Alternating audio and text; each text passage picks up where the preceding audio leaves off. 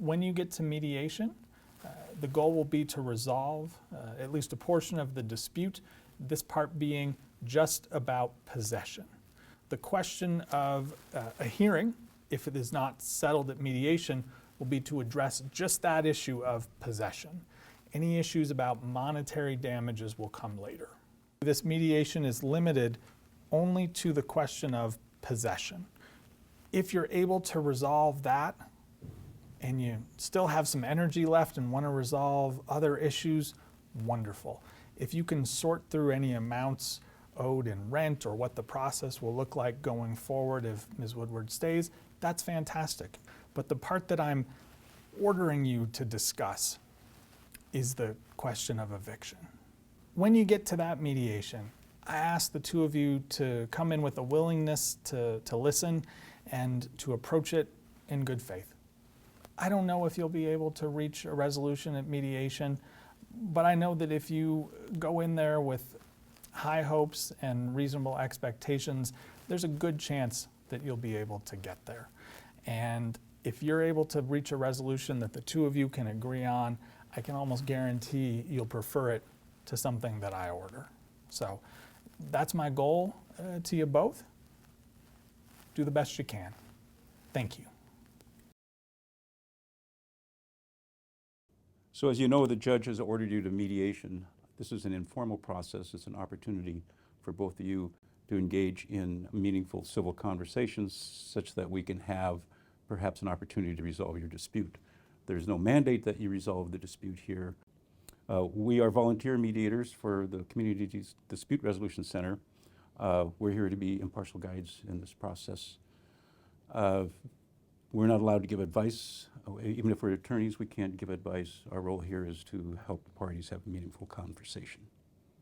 And in terms of the mediation process, we want to ensure that the correct parties are in the room and that each of you have decision-making authority. I assume that you're the only person on your lease, is that correct? Yes. Okay. And Mike, I assume that you're the person with decision-making authority if you were to come to an agreement today? Yes. Okay, great. And so each party will be given an equal opportunity to speak and present sort of their view and side of the dispute. Once we get started, we'll have an equal opportunity to share a couple notes about the mediation process. There are the process is confidential. If you two do reach an agreement today, we'll be able to draft that up, have you sign it, and it will be as if you had gone before the judge. That will be legally binding, and the process will end today, and you will not have to move forward with the hearing that you have scheduled for next week. From time to time, we may engage in something called a caucus. That's a private meeting, an opportunity for either of you to speak with us as mediators separately if there are any issues that you want to discuss outside of the presence of the other party.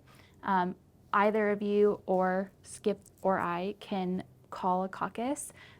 If we do so with one party, we'll give the other party an equal opportunity to speak, and anything that's shared within those private meetings is confidential unless you give us express permission to share that with the other side. Yeah, and we have a few ground rules. We expect people to be civil. If you need to talk while the other person is speaking, we have some paper and pencil, so please feel free to take notes, and hopefully we will be able to get to a spot where we have an agreement. But one of the benefits of mediation is that you have an opportunity to be creative in a way that you wouldn't get by going before the judge. And so we have all kinds of flexibility and opportunity to work out an agreement that works for both of you. And so on that note, do we have permission to get started from both of you? Yes. Okay. Yes. Okay, so we have about 2 hours set aside to do this mediation. We find that if we don't get it done in 2 hours, that we're probably not going to be able to, we're not probably going to be successful. We can go a little bit over the 2-hour period, but we usually are pretty, after a few minutes into this, we'll be pretty clear if we can get some sort of resolution. We start with the plaintiff, that's the person who filed the complaint, and what we want to hear is what brought us here today and what is it going to take from your perspective to have a resolution? Yeah, so Jillian's been a pretty reliable tenant. I've, always received the rent checks on time. Never was a problem there. When I would go in to do the periodic inspections, the unit was always really clean and nice. I never had any complaints, and there was never any problem. July rolls around, and I get the check, and I don't even think anything of it. And the bank tells me later that it got returned for non-sufficient funds, and I just was really shocked. I rely on this rental income to support myself, and so I mailed Jillian a notice saying you have to pay me within 3 days or you have to leave. I did eventually get the money for July rent, and so I'm just going about, and August rolls around and I don't get a check at all. I didn't get any communication about what was going on, and so I issued a second notice saying pay me in 3 days or you need to leave, and I didn't get anything for August. And so I went down to the courthouse and filed the paperwork for an eviction lawsuit. I never had to have done that before. It was very, very challenging. And so the process goes along with the court paperwork, and then we're in September and there's still no rent. And now it's the beginning of October, and I don't have any rent for this month either. And so if I may ask, how much is rent? $900 a month. And how much is rent owed right now? Through this month, it's going to be $2,700. So what I'm hearing, Mike, is that you are asking for possession of the property due to not paying of rent, and that Jillian owes $2,700 total. That's right. I'd need to see some form of substantial payment if we were to avoid having to get back possession. On that note, so you're open to the possibility of Jillian staying if she could come up with some of those funds. Is that right? Yes. Okay. I just wanted to clarify. Is there anything else that we should know before hearing from Jillian? That's about it. Okay, great. Jillian, if you'd like to share. Yes, sorry. This process is making me feel kind of a little bad, a little helpless. I actually went to the university to get my LPN degree, and I started working. I have an amazing boss, and then I did find Mike. He's a great landlord. When I originally moved in, my rent was $750, and it was moved up to $900. And I also had some changes at work that have made it very hard to up some of my premiums for health insurance. So I have been doing absolutely everything in my power. This year has been very difficult for me. I've done everything I could to kind of pay the bills, including the rent. So I think I just need a little bit more time. My luck is going to turn around. I know I can make it work. I just think I need a little bit more time to be able to pay that rent and to potentially find a new place and have the rest of the month. Well, Jillian, it's been 3 months and I'm running out of time, so I need to know what's your plan here?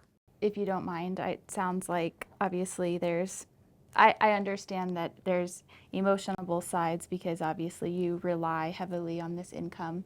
I'd like to hear just a little bit more about Jillian and sort of what is happening on her end of things, and then we can open it up for a discussion. To clarify, how long have you been renting property from Mike? Or Mike, you can...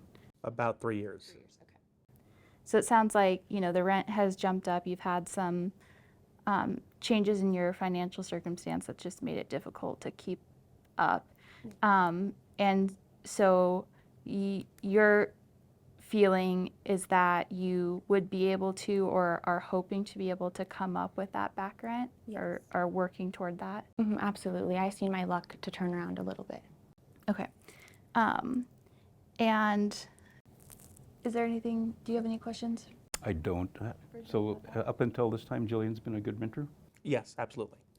Well, I think that now would be a good time to have one of those private meetings that we had discussed earlier, just so that we can explore some ideas and see if we can find a way to a resolution. So Jillian, we're gonna escort you to a separate room over here, then we're gonna come back and chat a little bit more with Mike, and then we'll do the same thing with you, if that is okay. Yeah, that's Cool. okay. Okay, great. Well, thank you, Mike, for spending the time to caucus with us. What would like to explore is your thoughts on options. It sounds like Jillian wants to pay as she can. You know, it sounds like she's having some financial difficulties, and what she's looking for is opportunity, I guess, to stay and make up the monies owed. What are your thoughts on that? I think that's an idea. I'm under a lot of financial pressure myself lately. I had to take out a bunch of loans to make this unit look presentable. I inherited it. It was a dump when I inherited it. And so I had to take these loans. They come in every month. There's interest on them. I use the rent I get from this apartment to pay my own bills. I have elderly parents I have to take care of, and so it's just been a lot. And so that rent that I don't get every month is really been tough for me. Do you have any ideas on how we could make it work for Jillian? By make it work, you mean staying? Staying, if there are some opportunities for her to stay, it sounds like she is willing to try to come up with the money. Okay, well, I have some bills to catch up on, so what I need from Jillian is I need 2 months of the back rent within a week, and that's around $1,800. By what date would you be seeking to have that additional $1,800 paid? The additional $1,800 I'd need by the 5th of next month. So what I hear you saying is that this has been hard on you too. I definitely gather that, you are doing the best that you can and that you rely on that income and you have other financial obligations, but are open potentially to working something out if you receive enough to stay up on your own financial obligations. Is that $1,800 within a week sort of like a non-negotiable number? Does that have to happen? It would have to happen because I have all these bills to catch up on, and I need to see some good faith showing from Jillian that she can, make these payments. Okay, I just wanted to clarify that. And then, okay, so $1,800 within a week. Mike, is there a security deposit on the property? There's a $1,500 deposit, yeah. And do you have any idea the condition of Jillian's apartment as far as that security deposit being able to be maybe used in another to cover rent or something? In my last periodic inspection, everything was fine. I'd never had a problem with that, so I'm certainly open to just using the whole security deposit for something like that, yeah. So potentially applying the security deposit towards some of that amount owed is something that you'd consider? Certainly. Okay. So that's a really helpful start. I think having a better understanding of where you're at and sort of what flexibility you have with some of these things is really helpful so that we can then go back and speak with Jillian to figure out what she can do. I don't know that I have any other questions at this time other than whether there's anything that you've shared that we can, or if what of what we've discussed you'd like us to share with Jillian besides obviously these figures. You could take this to Jillian, yeah, sure. As an offer, okay. So do you have a projected move-out dates so that we can have a date for Jillian? It's some. So if she weren't able to make that payment? What date? Yes, if all this came together, right? You're saying November 5th. You'd like her out. Is that what you're saying? Well, November 5th is when I need her to make those payments, the second round of payments, if we want her to stay. Yeah, I think my understanding would be if she can make up that money, then you would allow her to stay. If she can't, then we would maybe need to come up with a date. Be thinking about a date potentially. Yeah. For her to vacate. Is there a date you have in mind? Well, at the end of this month would be preferable. Okay, thanks, Mike. We are going to chat with Jillian and see if we can come up with some sort of agreement. Okay. Well, Jillian, thank you for waiting. You're hoping that your luck will change. I guess if you could just share a little bit more about what that means, or what you're kind of, because we have, after speaking with Mike, there I think is some flexibility with allowing you to stay if we can come up with, if you're able to come up with some money, and we can talk about that, but I'd like to just know a little bit more about your current situation. Yeah, so I am currently an LPN and I am working full time. Recently, my boss decided he was going to be retiring, and the new boss came in and premiums went up.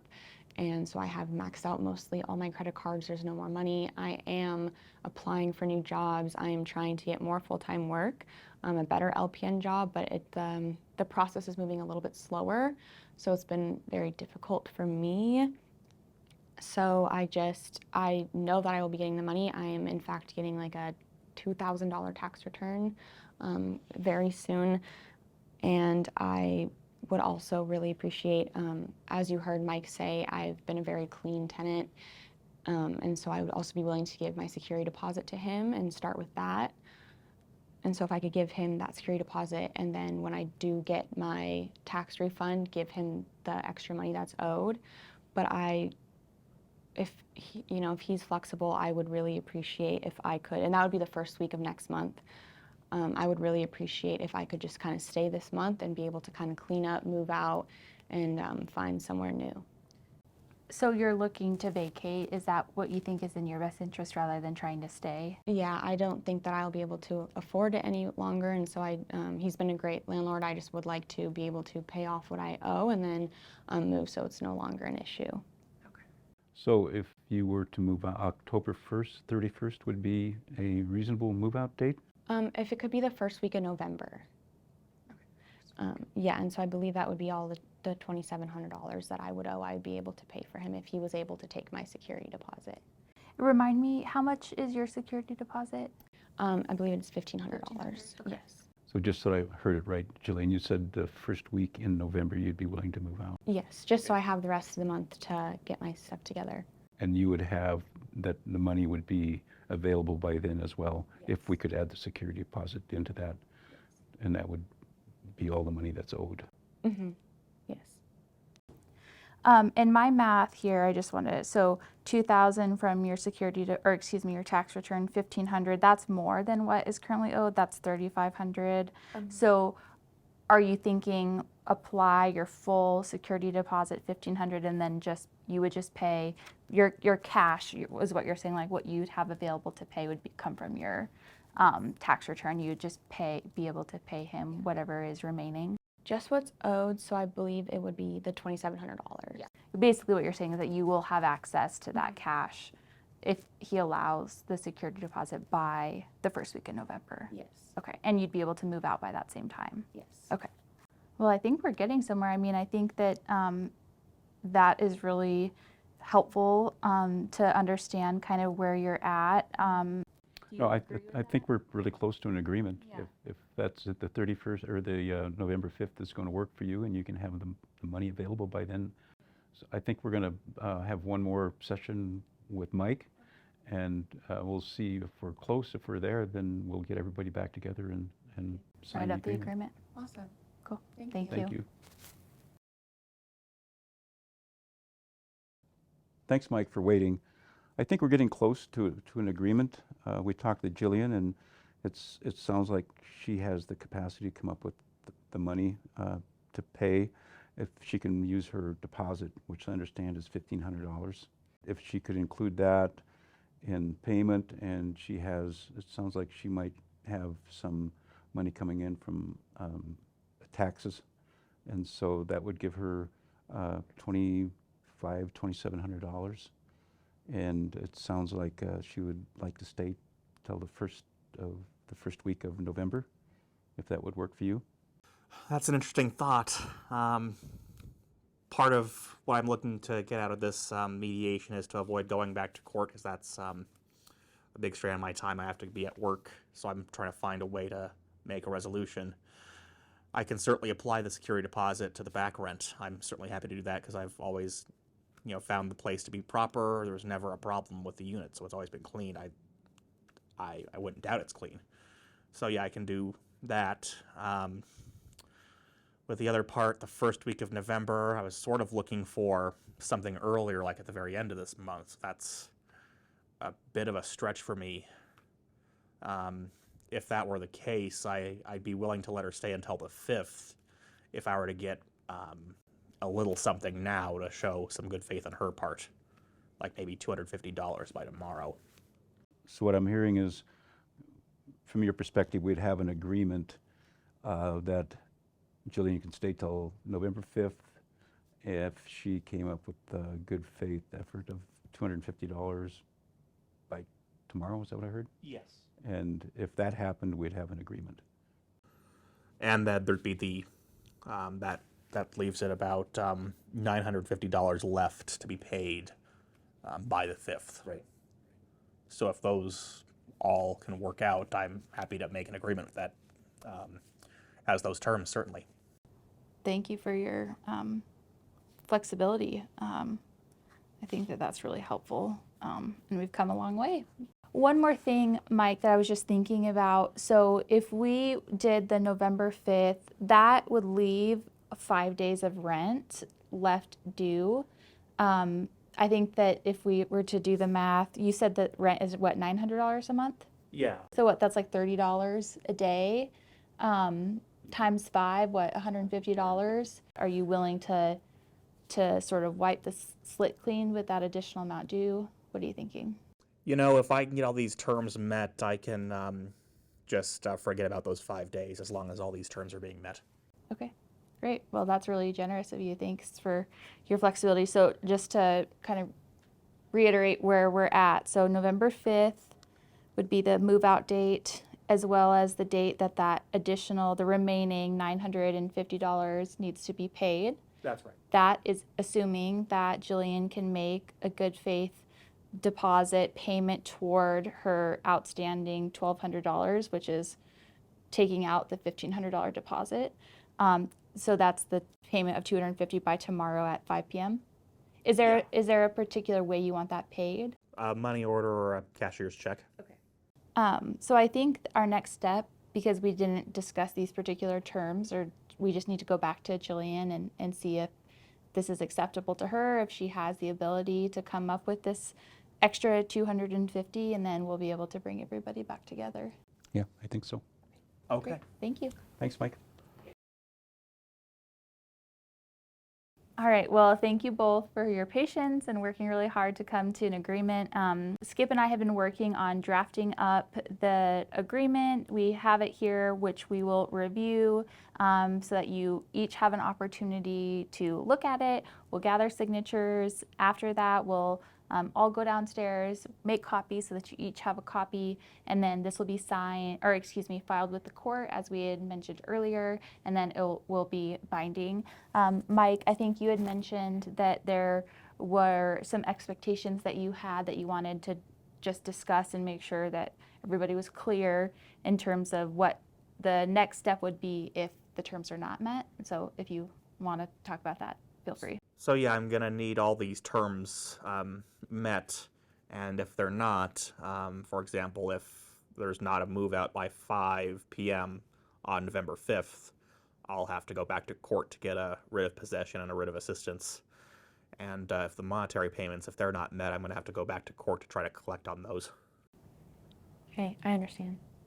Okay, great. So let's go ahead and just review this once more, and then I'll give you each an opportunity to take a look and then get signatures. So as we discussed kind of separately in the caucuses, the agreement has been reached that Jillian will move out of the unit by November 5th. On that date, the remaining balance of $950 will be paid. But before that, a $250 payment will be paid to Mike by 5 p.m. tomorrow by cashier's check or money order. That is all stated here in the payment section of the agreement. Here in the other, it explains that the landlord is going to retain the additional $1,500 deposit, or excuse me, the $1,500 deposit to go toward the debt that is owed. You'll see that the disposition portion of this agreement just discusses that when the case is ready to be dismissed, et cetera. And this just talks about, as Mike, has stated, that if the agreements are not met, then the case, what will essentially happen if you fulfill your end of the agreement. And then your signature goes here, but feel free to take a look at that first and make sure that that conforms kind of to your understanding. All right, thank you. We have an agreement. Now we'll go downstairs and we'll get copies made, and you're free to go.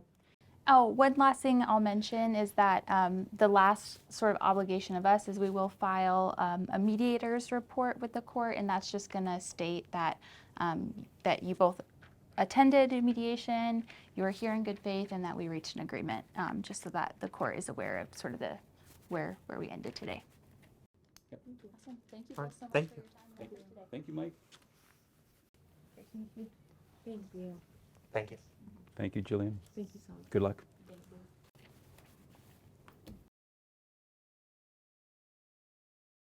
Thank you to everyone for watching this video about the process of mediation. I would join all the other judges of Missoula County in saying how much we appreciate what the CDRC does and what this mediation process is, both for people resolving landlord-tenant disputes and also for ones related to parenting plans. I think that the ability to resolve a dispute where you have control over it, where you get to sign off on those final details and you don't have to rely on a court to make a decision, often after a very short hearing, is really powerful, and that the outcomes that we are able to get to when folks do it themselves are better.